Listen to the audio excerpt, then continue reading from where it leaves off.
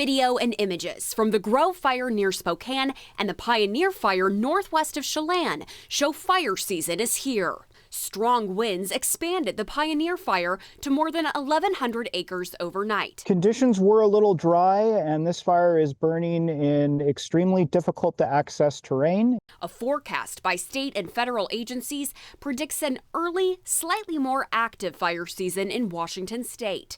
Most parts of the state are drier than normal. Lower than average snowpack followed a fall with high levels of drought.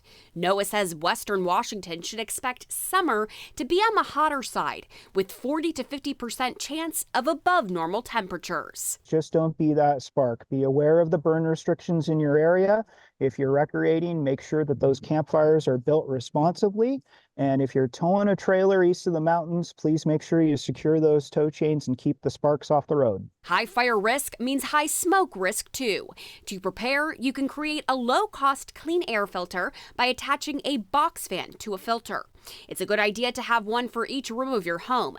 Bookmark air quality maps like airnow.gov to check levels of harmful smoke particles in the air. And purchase some masks to have on hand for going outside, especially if you're part of an at-risk population.